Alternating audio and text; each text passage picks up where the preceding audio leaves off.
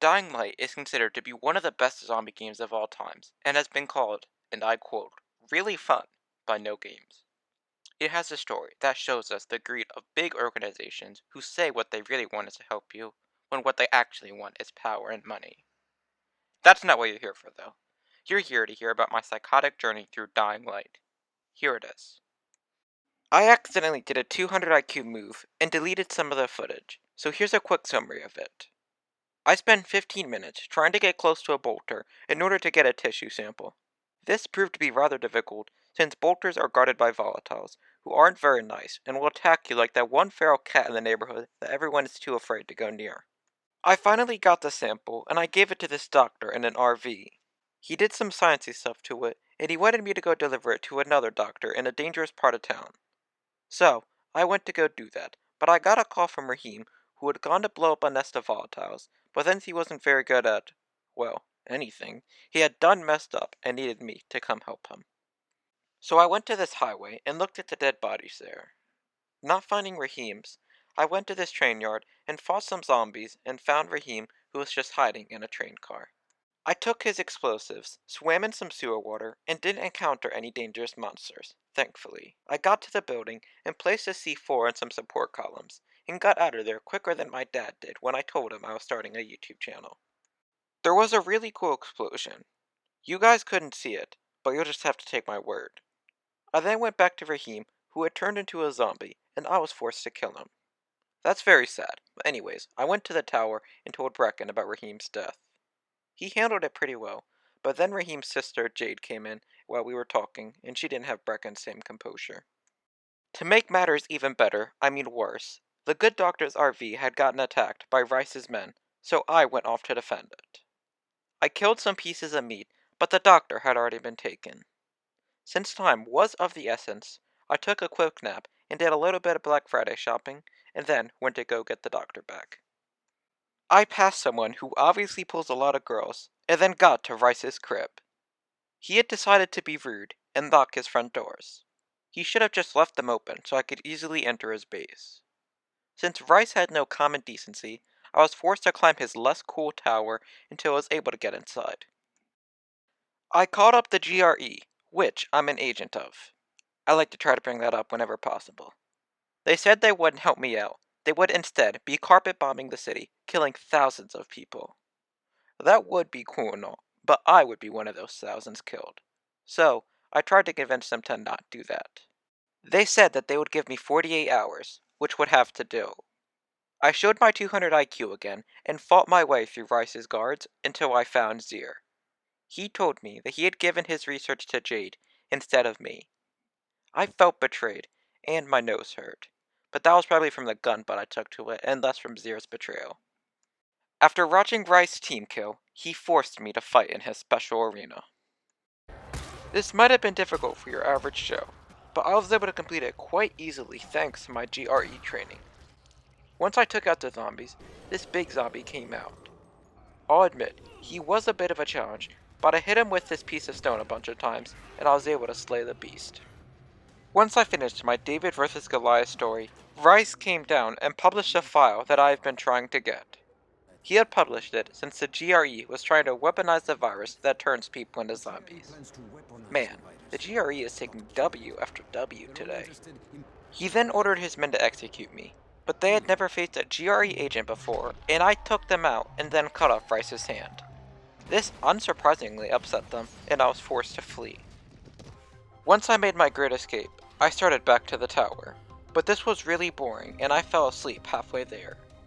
I woke up next to Brecken and decided to chase after Jade for some reason. She had gone off to a walled-off part of town called Sector 0, so I went to go find someone who could get me there. I met this super polite man, and he told me where I needed to go. I followed his instructions and met my tour guide at this creepy tunnel in the middle of nowhere where no one would hear me if I cried for help. My tour guide was about as useful as a can of beans. He guided me for about 20 seconds and then left me. I did some parkour, killed some zombies, and I slid down this slide. Turns out, my tour guide had wanted his 2-star view to go down to a 1, so he betrayed me to Rice and his men. After I took them out, I did a little bit more killing and then officially arrived in Sector 0. I then met up with Troy, who was one of my allies. She gave me a radio, which I used to tell Jade everything about me, the GRE, and their awesome plan to bomb the city. She took it pretty well.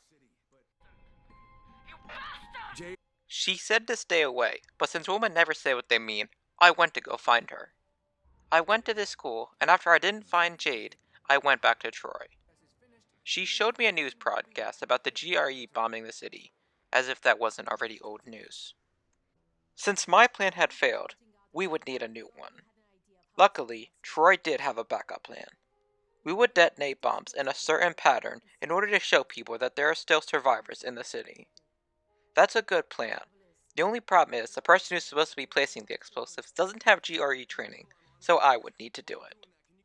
I once again entered the sewers, and after getting about 22 new diseases, met up with Michael. I took the explosives, and after a tad bit of zombie exterminating, placed the first two.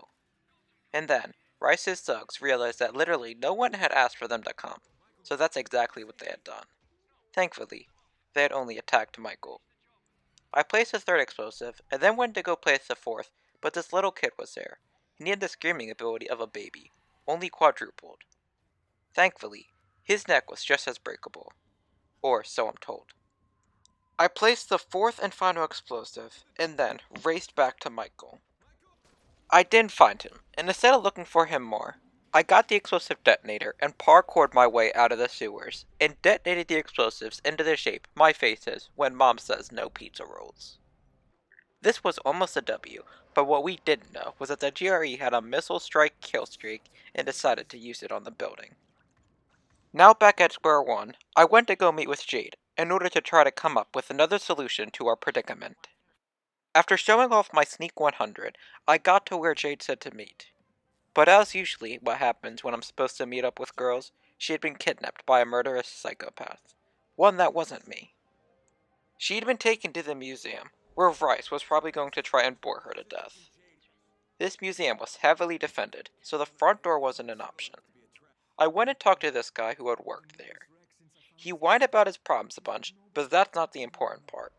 What is important is that there was a secret entrance underneath the local lake. This was a long swim, and the average person would require scuba gear. Luckily for me, though, during my GRE training, my instructor had ripped out half of my lungs and replaced it with gills. I went to the pond and swam my way into the museum. I wasn't lying when I said that this was a long swim, and I'm sure that without my gills, it would have been fatal.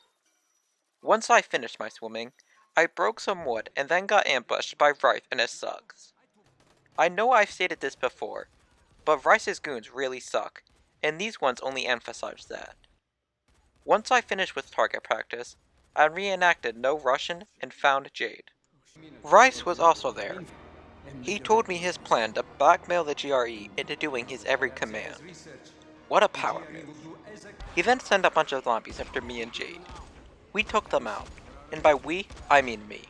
Jade was like that one member of the group projects in school that doesn't really do anything. They're just there. After my second zombie kill streak in less than a minute, we went to go leave, but it turns out that Jade had been bitten by a zombie and was now infected. Rice gave us one vial of antisin, which is a drug that prevents people from turning into zombies. I accidentally went to go use it on Jade, but she just ran away. I chased after her for a while, and after going through a couple of doors, ended up in some weird hippie world. I wandered my way through there, and after passing my dead friends, I discovered gravity and got attacked by a zombie Jade. Except I was actually the zombie attacking her. Holy cow, that's deep. Rice's useless minions then came and interrupted us, but Jade showed them just how useless they are. She's not a bad fighter, for a non-GRE agent that is.